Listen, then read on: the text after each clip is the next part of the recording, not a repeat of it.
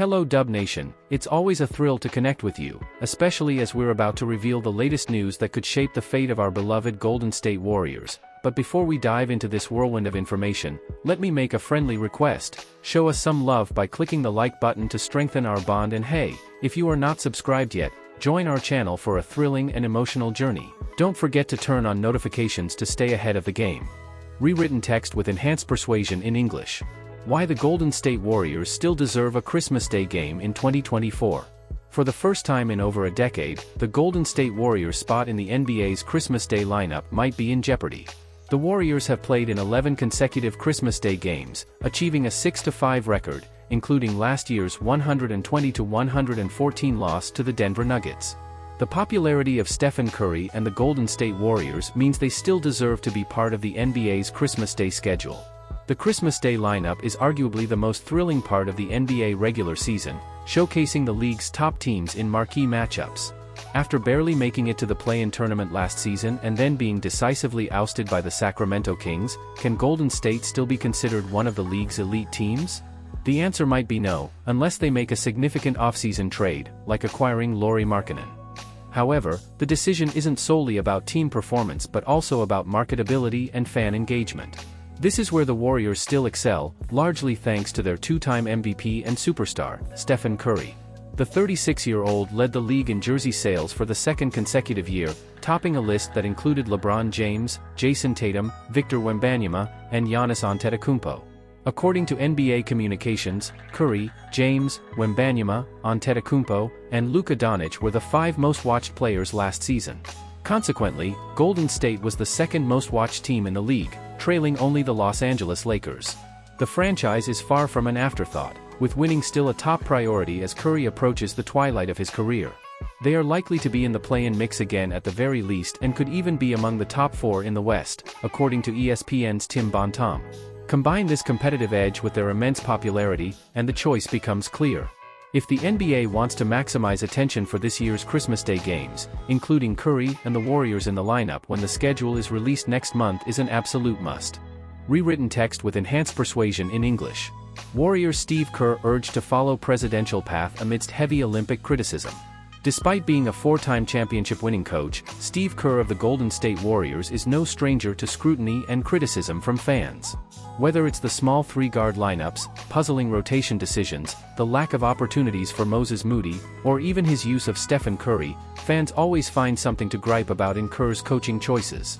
Rival fans might laugh this off, suggesting that criticizing a tenured coach like Kerr is futile compared to the dysfunction and coaching carousels in other franchises. However, they might now be getting a taste of what Warriors fans endure throughout a long regular season. Steve Kerr's early performances as Team USA's head coach have attracted much of the same criticism usually reserved for him by Warriors fans. As the head coach of Team USA, Kerr's strengths and weaknesses are now under national and international scrutiny. Despite going 5-0 in their pre-Olympic warm-up games, the USA team hasn't been particularly convincing, especially in their last 2 games against South Sudan and Germany, which they won by a combined total of 5 points. Kerr faced criticism for this, particularly after admitting he didn't do a good job preparing his team against South Sudan, in a game where Team USA trailed by 14 points at halftime and relied on a clutch shot from LeBron James in the final 10 seconds. In a scathing article titled, "America, Welcome to the Steve Kerr Experience," Alex Sikwig of SFGate offered a harsh critique of the 58-year-old coach's methods, even suggesting he should step down in a manner akin to President Joe Biden. Nothing ever seems urgent for this guy, and that's an underlying issue the world will come to know intimately. Having a team loaded with talent doesn't guarantee victory, it only guarantees the absolute shame of falling short. If that doesn't put a deserved fear in your gut, I don't know what will. Alternatively, just as Joe Biden heroically stepped down, Erik Spoelstra is right there. Alex Sikwig. Despite Kerr's shortcomings and last year's 4th-place finish in the FIBA World Cup, Team USA's star-studded roster remains the overwhelming favorite to win gold in Paris. Should they fail, expect the spotlight on Kerr to intensify even further.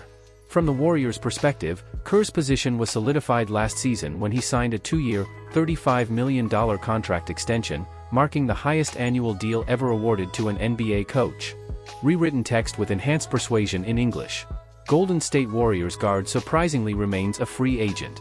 This offseason, the Golden State Warriors saw the departure of franchise legend Klay Thompson, Dallas Mavericks, along with veterans Chris Paul, San Antonio Spurs, and Dario Saric, Denver Nuggets. Another player whose time with the Warriors seems to have ended is Lester Quinones. The 23-year-old guard remains a free agent despite showing promising signs with the franchise in the middle of last season. Free agent Lester Quinones has shown enough with the Golden State Warriors to suggest he deserves another NBA opportunity. The Warriors currently have 14 players under contract and their trio of two-way players, leaving no room for Quinones, who played in 41 games for the franchise over the past 2 seasons. Quinones' best stretch came from late January to early March this year, when he appeared in 20 consecutive games, including 14 where he logged more than 10 minutes. His strong play also earned him a standard contract with the Warriors after they traded veteran guard Corey Joseph at the midseason deadline. The former Memphis product averaged 4.4 points, 1.9 rebounds, and 1.0 assists in 37 games last season, shooting 36.4% from three-point range on 2.4 attempts per game. Quinones previously won the G League's Most Improved Player award with Santa Cruz in 2023.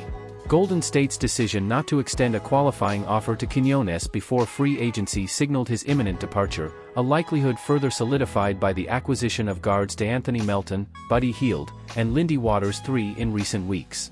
It remains somewhat surprising, however, that no other team has yet given Quinones a lifeline, given his promising performances with the Warriors. With only 2 years into his career, the 6 feet 4 inches guard is still eligible for a two-way contract, despite finishing last season on the main roster. The Philadelphia 76ers showed interest in Quinones early in free agency, according to Michael Scotto of Hoops Hype, but beyond that, there are few clues about his future for the upcoming season and beyond. Rewritten text with enhanced persuasion in English. The latest addition to the Golden State Warriors could be the most valuable.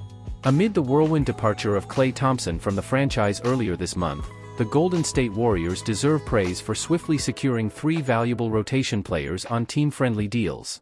The Warriors added DeAnthony Melton on a 1-year, $12.8 million contract before signing Kyle Anderson and Buddy Hield in deals that ultimately became part of the 6-team trade sending Thompson to the Dallas Mavericks.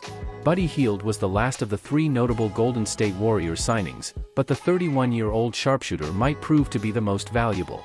Anderson, a seasoned veteran, is expected to thrive in Golden State's system, and Melton's value is nearly assured, provided the 26-year-old can recover from the back injuries that limited him to 38 games with the Philadelphia 76ers last season. Hield, despite his veteran status, is arguably a less certain guarantee due to significant questions about his defense. He may find himself off the court in certain situations, particularly during the playoffs, as seen last season when he logged just under 30 minutes total in the first 5 games of the 76ers' first-round series against the Knicks. However, Hield could prove to be the most valuable of the Warriors' 3 new additions. Thompson's departure leaves a substantial void in three-point shooting, with Hield now the primary player to fill that gap. No one has made more three-pointers in the league over the past 5 seasons than the skilled shooter from the Bahamas, who has hit exactly 40% of his career attempts from beyond the arc.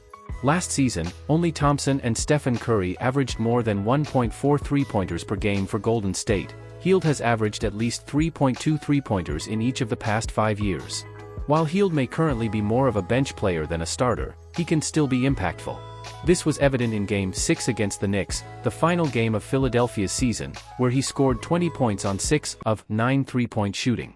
The former 6th overall pick could be crucial, perhaps even more so than Melton and Anderson.